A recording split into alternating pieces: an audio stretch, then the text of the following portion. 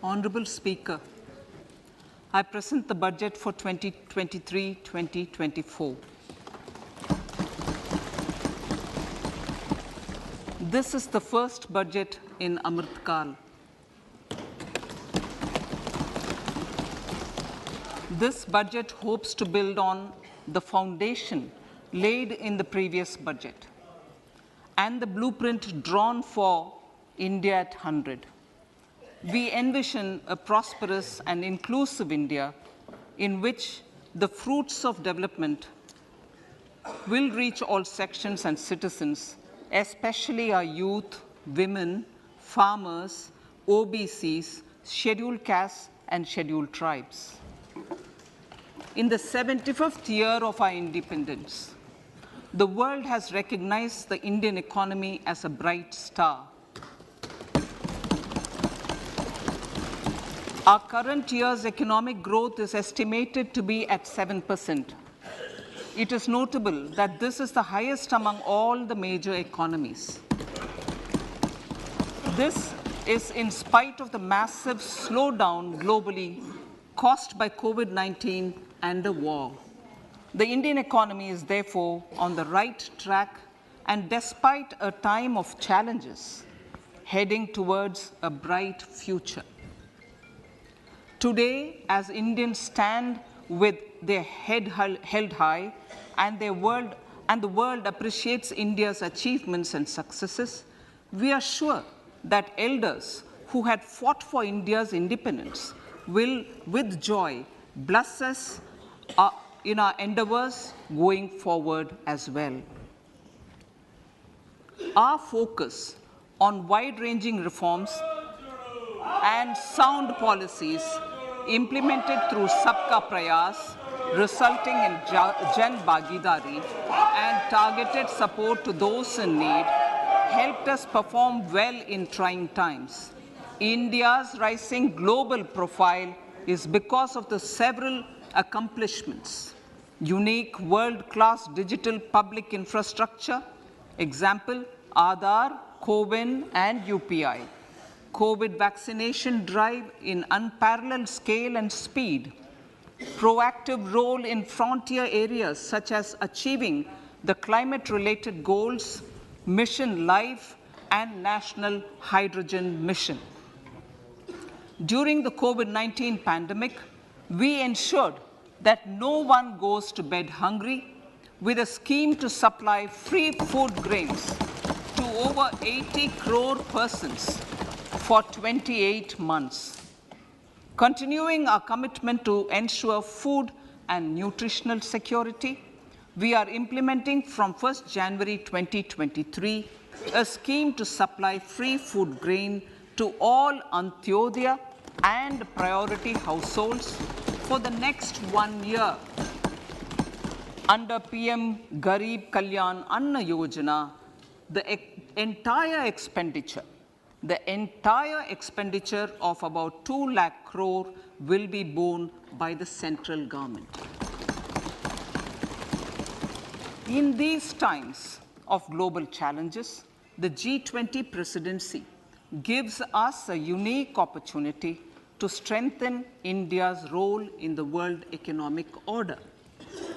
With the theme of Vasudhaiva Kutumbakam, we are steering an ambitious, people-centric agenda to address global challenges and to facilitate sustainable economic development. The government's efforts since 2014 have ensured for all citizens a better quality of life and life of dignity. The per capita income has more than doubled to 1.97 lakh rupees. In these 9 years, the Indian economy has increased in size from being 10th to 5th largest in the world. We have significantly improved our position as well as a well-governed and innovative country with a conducive environment for business as reflected in several global indices. we have made a significant progress in many sustainable development goals. The economy has become a lot more formalized, as reflected in the EPFO membership, more than doubling to 27 crore, and rupees 7,400 crore digital payments of 126 lakh crore rupees through UPI in 2022. The efficient implementation of many schemes with universalization of targeted benefits has resulted in inclusive development. Some of the schemes are 11.7 crore household toilets under Swachh Bharat mission, which is achieved, 9.6 crore LPG connections under Ujjwala,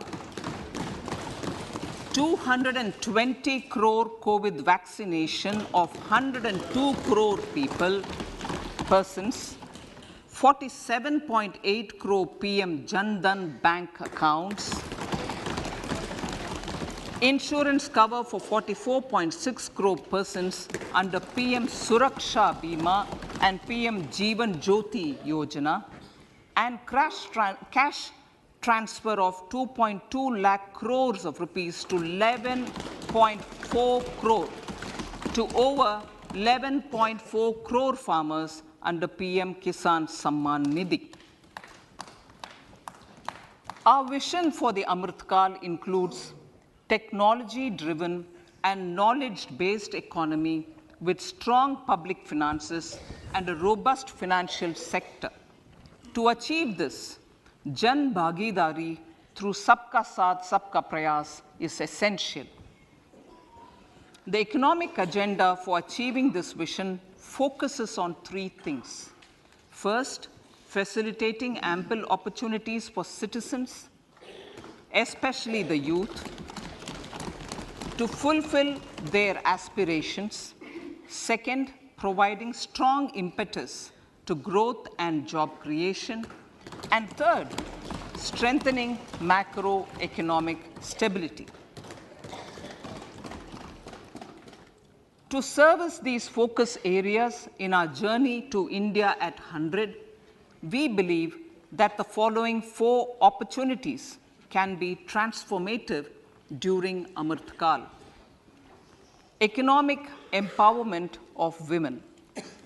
Deen Dayal Antyodaya Yojana National Rural Livelihood Mission has achieved remarkable success by mobilizing rural women into 81 lakh self-help groups. We will enable these groups to reach the next stage of economic empowerment through formation of large producer enterprises or collectives, with each having several thousand members and managed professionally. They will be helped with raw materials supply and for better design, quality, branding, and marketing of their products. Through supporting these policies, they will be enabled to scale up their operations to serve the large consumer markets, as has been the case with the several startups growing into unicorns. PM Vishwakarma Kaushal Samman, PM Vikas.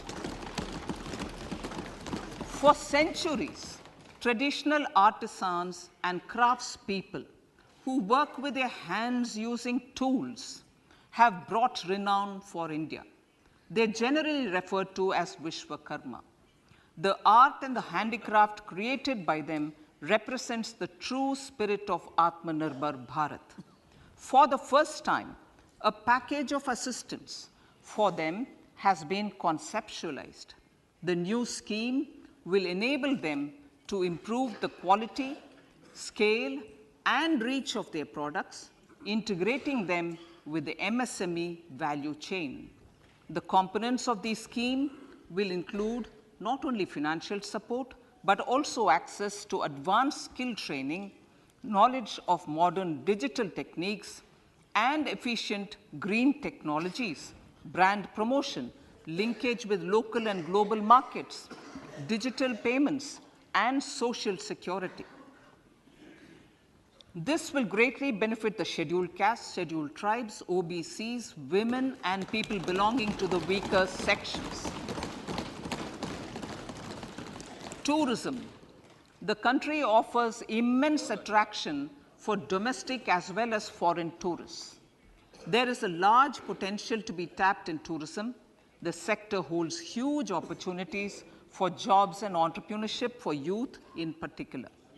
Promotion of tourism will be taken up on mission mode with active participation of states, convergence of government programs, and public-private partnerships. Green growth. We are implementing many programs for green fuel, green energy, green farming, green mobility, green buildings, and green equipment, and policies for efficient use of energy across various economic sectors. These green growth efforts help in reducing carbon intensity of the economy and provides for large-scale green job opportunities.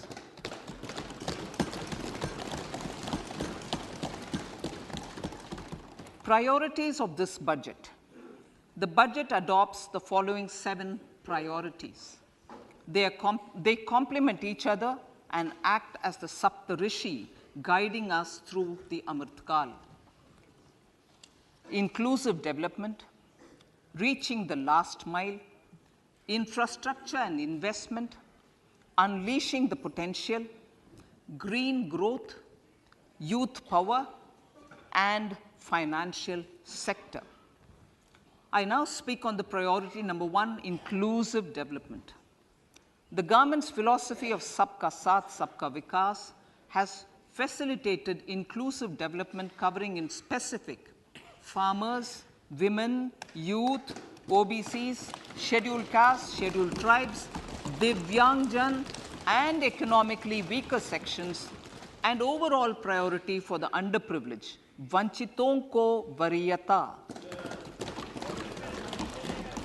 There has also been a sustained focus on Jammu Kashmir, Ladakh, and the Northeast. This budget builds on those efforts. Digital public infrastructure for agriculture. Digital public infrastructure for agriculture will be built as an open source, open standard, and interoperable public good. This will enable inclusive farmer-centric solutions through relevant information services for crop planning and health, improved access to farm inputs, credit and insurance, help for crop estimation, market intelligence, and support for growth of agri-tech industry and startups.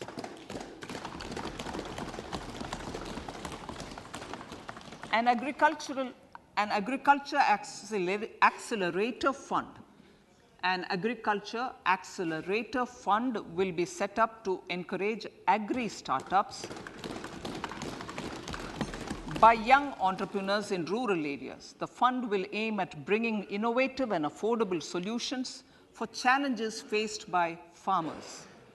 It will also bring in modern technologies to transform agricultural practices, increase productivity and profitability. To enhance the productivity of extra long staple cotton, we will adopt a cluster-based and value chain approach through public-private partnerships. This will mean collaboration between farmers, state, and industry for input supplies, extension services, and market linkages. We will launch an Atmanirbhar Clean Plant program to boost availability of disease-free, quality planting material for high-value horticultural crops at an outlay of 2,200 crores. Global hub for millets, which are Sri Anna. India is the forefront. India is at the forefront of popularizing millets, whose consumption furthers nutrition, food security, and welfare of farmers, said the Honorable Prime Minister. We are the largest producer and second largest exporter of Sri Anna in the world. We grow several types of Sri Anna, such as Sri Anna Jowar, Sri Anna Ragi, Sri Anna Bajra, Sri Anna Kutu, Ramdana, Kangni, Kutni, Kutki, Kodo, China, and Sama. These have a number of health benefits and have been an integral part of our food for centuries.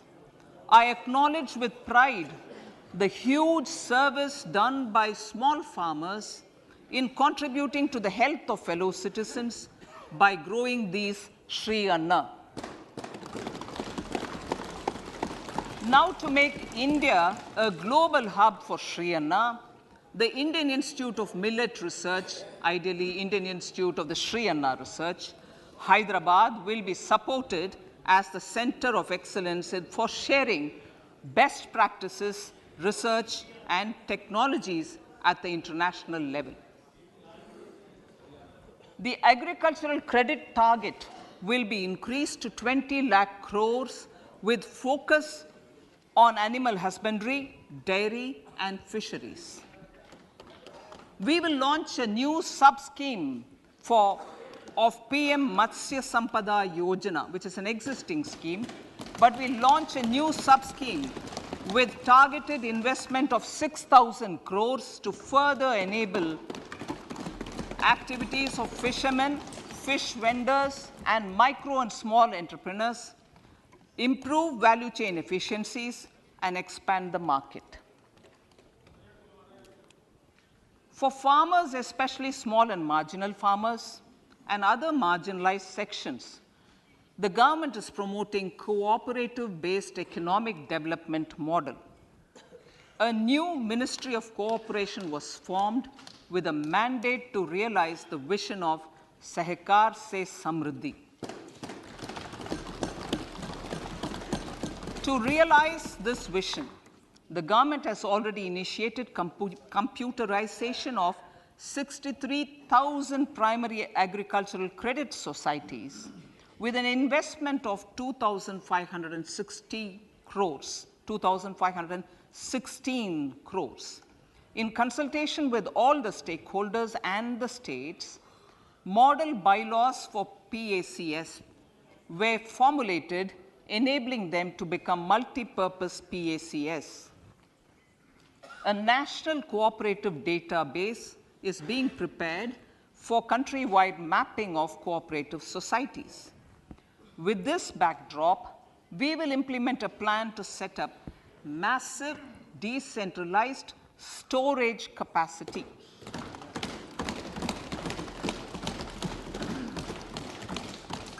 This will help farmers store their produce and realize remunerative prices through sale at appropriate times. The government will also facilitate setting up of a large number of multi-purpose cooperative societies, primary fisheries societies, and dairy cooperative societies in uncovered panchayat and villages in the next 5 years.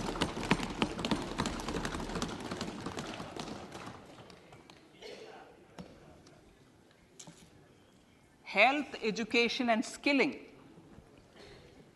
157 new nursing colleges will be established in co-location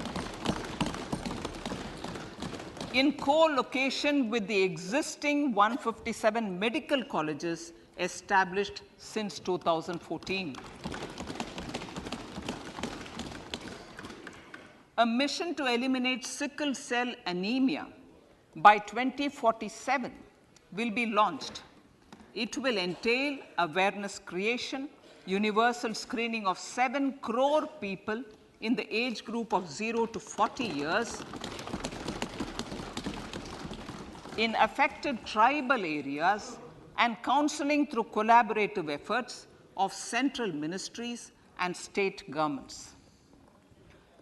Facilities in select ICMR labs, Indian Council for Medical Research Labs, will be made available for research by public and private medical college faculty and private sector R&D teams for encouraging collaborative research and innovation.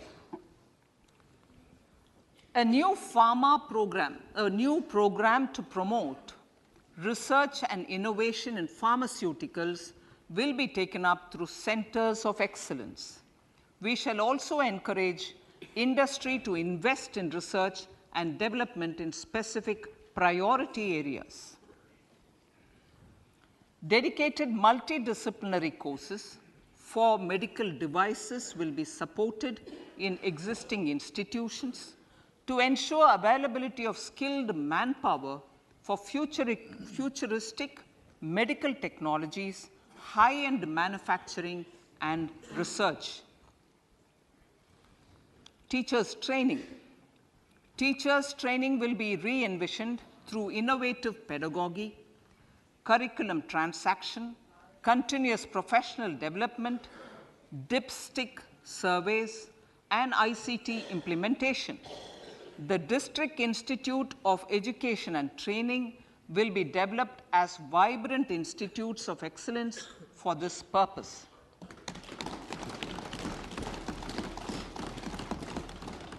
National Digital Library for Children and Adolescents. A National Digital Library for Children and Adolescents will be set up for facilitating availability of quality books across geographies, languages, genres, and levels, and device-agnostic accessibility. States will be encouraged to set up physical libraries for them at panchayat and ward levels and provide infrastructure for accessing the national digital library resources. Additionally, to build a culture of reading and to make up for pandemic time learning loss, the National Book Trust, the Children's Book Trust, and other sources will be encouraged to provide and replenish non-curricular titles in regional languages and in English to these physical libraries. Collaboration with NGOs that work in literacy will also be a part of this initiative to inculcate financial literacy. Financial sector regulators and organizations will be encouraged to provide age-appropriate reading material to these libraries. I move to priority 2, reaching the last mile. Prime Minister Vajpayee's government had formed the Ministry of Tribal Affairs and the Department of Development of Northeast Region to provide a sharper focus to the objective of reaching the last mile. Our government has formed the Ministries of Ayush, Fisheries, Animal Husbandry and Dairying, Skill Development, Jal Shakti, and Cooperation. Building on the success of the Aspirational Districts program, the government has recently launched the Aspirational Blocks program, covering 500 blocks for saturation of essential government services across multiple domains such as health, nutrition, education, agriculture, water resources, financial inclusion, skill development, and basic infrastructure. Manya Speaker, sir, Pradhan Mantri PBTG, which is Primitive Vulnerable Tribal Groups Development Mission, is being launched.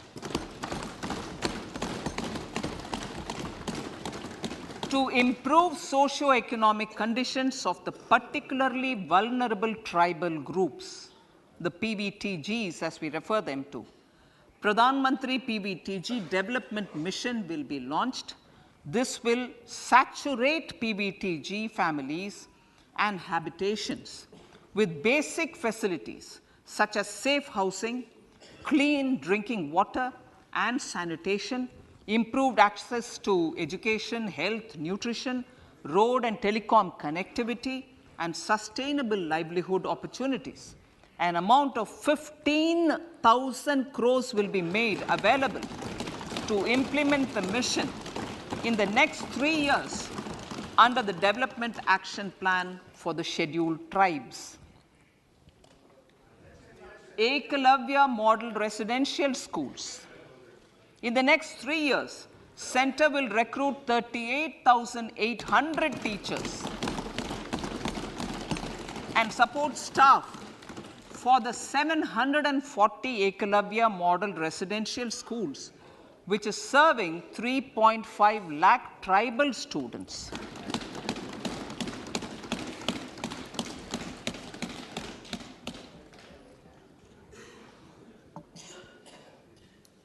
In the drought-prone central regions of Karnataka, central assistance of 5,300 crore will be given to Upper Bhadra project to provide sustainable micro-irrigation and filling up of surface tanks for drinking water. PM Awas Yojana. The outlay for PM Awas Yojana is being enhanced by 66% to over 79,000 crores.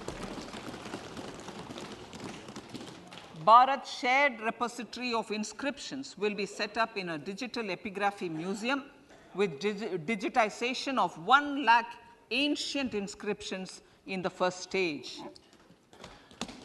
Support for poor prisoners. For poor persons who are in prisons and unable to afford the penalty or the bail amount, required financial support will be provided.